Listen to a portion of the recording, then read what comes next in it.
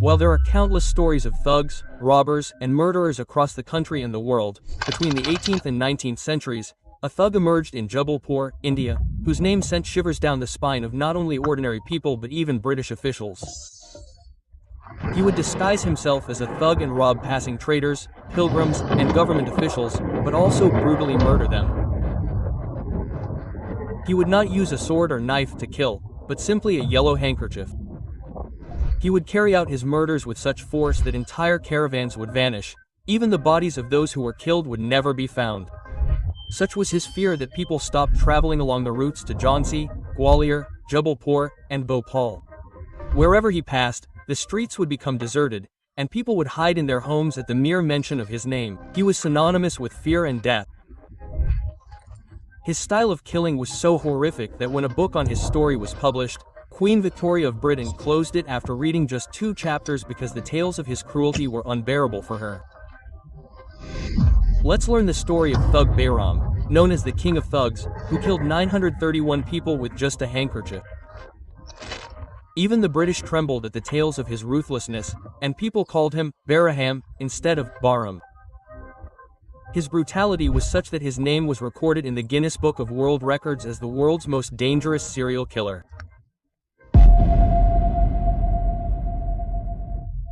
The word thug often conjures up images of a cunning and deceitful man who defrauds people of valuables.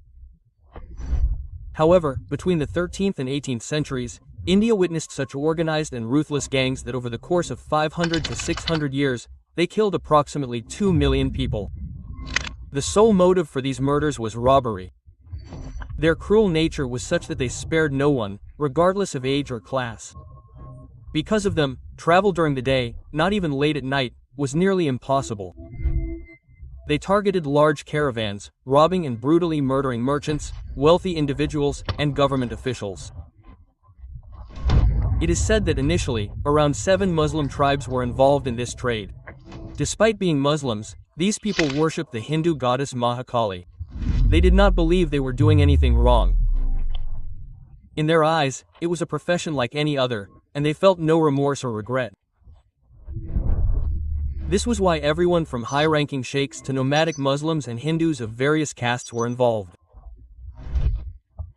In the 18th century, when the British were gaining a foothold in India, in 1765, a boy named Behram was born in a village near Jabalpur, Madhya Pradesh. It is said that as a child, Behram was a quiet and simple man. But sometime later, he met Syed Amir Ali, who was several years older than him. He never imagined that this meeting would change his life. In reality, Amir Ali belonged to the world of thugs and was the leader of a gang of thugs. Everything he spoke was filled with deceit, robbery, and murder. Behram was so impressed by Amir Ali's company that he befriended him and joined the gang. Amir Ali taught him how to work with the most feared and experienced thugs in his gang. Behram quietly learned their methods. He watched how these men won the trust of innocent merchants and passers-by, how they sweetly talked to them, and then, in a moment, took their lives. This all seemed like an art to Behram, and he began spending day and night among the gang of thugs. One evening, in the middle of a dense forest, about 40 strong men stood in a circle in front of a huge statue of Mahakali. 25-year-old Behram stood in the center of the circle. The leader of the group placed his hand on Bahram's head and said, "The British have labeled us thugs. But we are something far more than that. We are doing all this work for them." Quote. He pointed to Mahakali, whose eyes shone even in the darkness. Then the leader said to Behram, "Before we accept you, you must pass a small test. Are you ready?" Behram nodded slowly, confused. A man was tied to a tree in front of him. The leader took a yellow handkerchief from his pocket and gave it to Behram. Seeing Bahram's hands trembling, he held his hands tightly and said, "You have to do this for Mother." After this, Behram stood beside the frightened man, handkerchief in hand. The man wept and begged for his life, but Bahram's heart remained unmoved. He tied the handkerchief tightly around his neck and squeezed it tightly. Everyone began to loudly invoke goddess Mahakali. As the chants grew louder, Behram entered a trance-like state. His grip on the handkerchief tightened, and soon, silence descended upon the place. Thus, Behram strangled his first victim. After this, Behram began to establish his foothold in the world of crime. Initially, Behram and his companions began robbing small caravans. They targeted merchants traveling alone or in small groups, killing them after robbing them. Gradually, Behram gained popularity among gangs of thugs, and soon his gang grew to include approximately 200 robbers. His most trusted companion was Amir Ali. It was he who had introduced them to a dangerous gang of thugs. After this, they hatched a plan for something bigger. Behram and Amir Ali enticed a girl named Dolly into their gang by luring her. Dolly was quite beautiful and attractive. Her job was to attract foreign traders and officials who were looking for entertainment during their travels. Whenever a caravan or merchant arrived, Dolly would seduce them, making them easy prey for Behram and Ali's gang. As soon as they fell prey to Dolly's deception and became careless, Behram and his gang would attack them, rob them, and murder them. Through such incidents, Behram and Ali gradually began spreading their terror.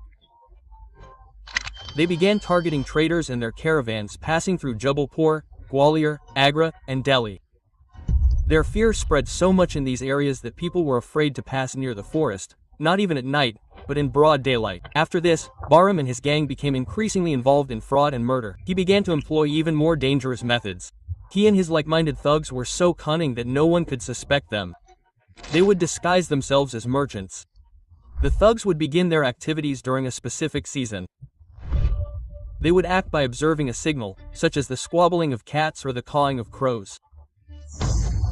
Disguised as merchants, they would seek out passing merchants to target. Once they identified a target, they would blend into their caravan, converse, befriend, and gain their trust. During this time, they used a special secret language called Ramzi, which only they could understand. In this language, the special hoe used to dig and raise the stakes was called a kasi. Once they had determined the number of merchants and decided how many to kill, a group of them would proceed to dig the grave. A ritualistic ritual was performed before digging the grave. The kasi was then bathed in jaggery, yogurt, and wine, and then a pawn was placed on it. Flowers were offered. Another gang followed the caravan, tasked with keeping an eye on anyone approaching. The code word for danger was Luchman Singh has come, and for fleeing, Lopai Khan has come. When the time came for hunting, it was called journey. Code words like Surdi Kalo, Eat Sarati, or Hookah Palau, give us hookah. As soon as the leader of the thugs uttered these words, the prey would be attacked. Behram's plan was always to hold off on attacking until he had sufficient numbers. If a merchant party consisted of 50 people, Behram would ensure his own gang also had 50 to 60. Once Behram and his gang of thugs were fully prepared, they would launch a well-planned attack and rob the victims. 3 thugs would attack each person. One thug would hold the victim's hand, another his leg, and the third would strangle him with his yellow handkerchief. This yellow handkerchief was Behram's hallmark. It was made. A coin was attached to the handkerchief, tied in a knot in the middle. The handkerchief was then placed around the victim's neck and twisted, suffocating them to death. Behram and his thugs used no other weapons than the handkerchief. After the robbery, Behram was equally meticulous in disposing of the bodies. They were thrown into wells or drowned in rivers. Furthermore, bodies were often buried in forests. The bodies were placed in graves in a manner with one head at the other's feet, allowing for a greater space. The bodies were placed one on top of the other in the grave, and bushes were placed over them to conceal any traces. In this way, they would make entire caravans disappear, and then disappear unnoticed. Behram was so clever in targeting passing merchants because of his meticulous preparations.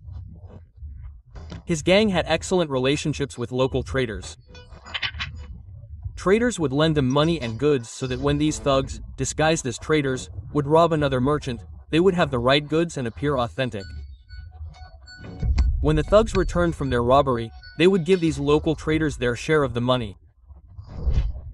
In this way, many local traders also became associates of this gang and helped them rob the merchants. Thus, Thug Behram spent decades committing fraud and murder under the guise of fraud.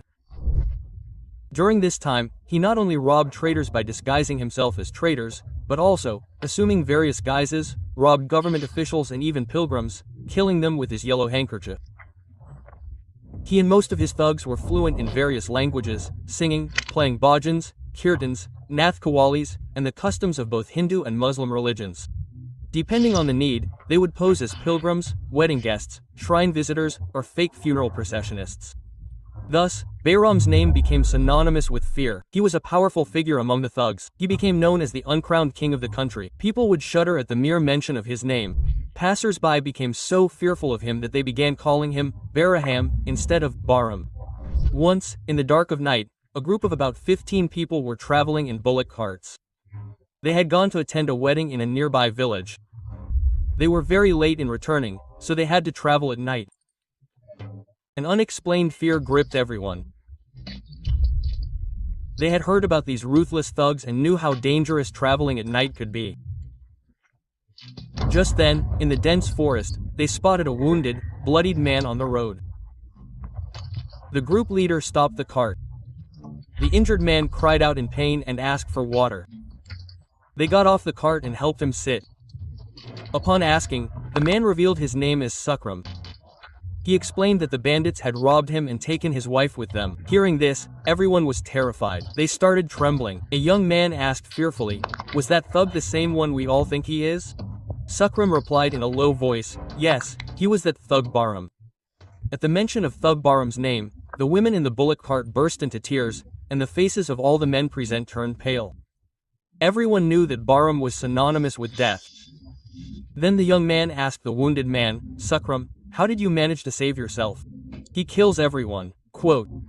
At this question, Sukram slowly looked up and said with a terrifying smile, "How could Behram kill himself?" Hearing this, the ground slipped beneath their feet. The disguised man was none other than the ruthless Thug Behram. Despite taking all precautions, they had fallen into his trap. Behram began to scream loudly, making a jackal-like sound. Just then, his companions emerged from the dark forest. All the bloodthirsty bandits pounced on the travelers. Within minutes, the caravan was devastated. Not a single man, woman, or child survived. After plundering them, Behram and his bandits dug up graves and threw the bodies into them one by one. They were brutally murdered. They were thrown on top of each other, as if a huge tomb of corpses had formed.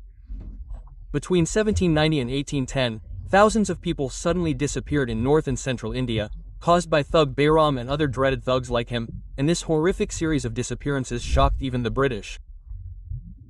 The disappearances included merchants, courtiers, pilgrims, and even soldiers from the British Army and police. These incidents posed a significant challenge for the British because no trace of the missing people was found. No bodies were found after the incident, nor were any witnesses found. Investigation revealed that people were disappearing primarily from places like Delhi, Jabalpur, Bhopal, and Gwalior. These areas, being in central India, were strategically important. At that time, anyone traveling to any part of India had to pass through these areas. However, because the routes in these areas passed through dense forests, it was easy for robbers to attack stealthily. This posed a significant challenge for the British authorities in controlling these people. The most astonishing aspect was that when the British sent spies to investigate the matter, they mysteriously disappeared. Even the military units sent to track down this gang never returned. This quickly made the British realize that this was no ordinary criminal gang and that it would be a difficult task to overcome. When William Bentinck became Governor-General of India in 1828, he paid special attention to the thugs. For the first time in India, a separate department, the Thug and Dacoity Department, was created in 1830, recruiting spies. Significantly, this Thug and Dacoity Department later became known as the Intelligence Bureau, or IB, which remains India's intelligence agency today. This department was headed by Captain William Henry Sleeman, a special British officer from England. He was considered an expert in this type of work. Captain William Sleeman's work. He began his investigation. He discovered that Jabalpur was the most important location along the routes where these incidents were taking place. Therefore, William Sleeman established his office in Jabalpur. Acting with great precision, he first deployed a large group of spies throughout the area. To capture the thugs, he even cleared the forests along the route from Delhi to Jabalpur, leaving them nowhere to hide. Despite all this, William Sleeman's efforts were fruitless, and he couldn't even find Behram, let alone his shadow. Despite his failures, Captain Sleeman continued to pursue the gang. His spies went from village to village searching for them, scouring the forests. After all this effort, Sleeman captured several thugs, whom he turned into his informants through torture or bribery. Through these informants, in 1835, Captain William Sleeman's spies arrested Amir Ali, a major thug leader and associate of Behram. Behram's most loyal companion was now in British custody. Initially, Amir Ali remained tight-lipped, but when the police became increasingly strict, and his family was threatened, Ali took a deep breath, bowed his head, and began revealing secrets one by one. He confessed that he had robbed and killed approximately 719 people. He also lamented that if they hadn't arrested him, he might have killed thousands. After this, Amir Ali identified locations where hundreds of bodies were buried. Police began uncovering hidden flesh graves in villages and forests one after another. The piles of skeletons in these locations stunned even British officials. It is said that over 500 human skeletons were discovered solely on Amir Ali's tip-off. Amir Ali not only revealed the locations of the bodies but also exposed the entire thug network. He explained how these thugs disguised themselves as merchants, how they had auspicious and ominous omens, and how they kill their victims. This information led to the arrest of hundreds of thugs, one by one. From Jalandhar to Jabalpur, the thugs' routes began to be uprooted. Based on his information, 412 thugs were hanged in 1837, and 87 were sentenced to life imprisonment. Additionally, nearly 1,000 thugs were taken to Penang Island, near Malaysia, and left there, preventing them from returning to India. In this way, Sleeman had dismantled a large network of thugs, but Thug Behram had still eluded him. Thug Behram was a seasoned player. He knew that Amir Ali had now become an informant for the British and was betraying him and getting his associates arrested. Therefore, he was constantly changing locations and carrying out his thug operations with utmost caution. Sleeman knew that as long as Behram was alive, the terror of the thugs would never end. Therefore, Sleeman and his team worked day and night, and finally, Amir Ali's information was revealed. Based on this information, Captain Sleeman captured the king of thugs, Behram, near Jabalpur in 1838. Surprisingly, even after being captured, he displayed neither fear nor remorse. He seemed to fear death. When interrogated, he confessed to all his crimes without fear. He told the police that he had personally murdered 931 people. These 931 people included merchants, pilgrims, a group of courtesans, and ordinary people. He had committed all these murders with just his yellow handkerchief. Following this, Behram was tried for nearly a year, and the full truth of his crimes came to light. It was discovered that 1,400 people were associated with Behram's gang, whom the police arrested from various locations. Subsequently, Behram, who was considered synonymous with fear and death at that time, was hanged in 1840. He was 75 years old at the time. The death he inflicted on innocent people during his lifetime was the same. Death eventually met him. Other members of his gang were also captured and hanged from trees in Jabalpur. Thus, the terror of the thug gang ended in India. Although Behram is no longer alive, stories of his thugdom and cruelty are still told today. Behram's name is also recorded in the Guinness Book of World Records as the world's most prolific serial killer. Furthermore, the yellow handkerchief with which he killed 931 people remains a key symbol of history. When Captain William Sleeman returned to England from India, he took the handkerchief with him. It is said that the handkerchief is still safely kept by the British, as it was once a dangerous weapon used by the world's most prolific serial killer. If you enjoyed this story, the story of Natwarlal, the most famous conman of the 20th century, will also thrill you. He sold the Taj Mahal 3 times, the Red Fort twice, and the Rashtrapati Bhavan and Parliament House of India once each. Additionally, you can watch the story of another major fraudster named Sukesh Chandrasekhar, who, while confined to a secure prison like Tihar jail, defrauded hundreds of crores using just one phone call and ensnared Jacqueline Fernandez in his love trap. You can read the full story of Natwarlal and Sukesh in our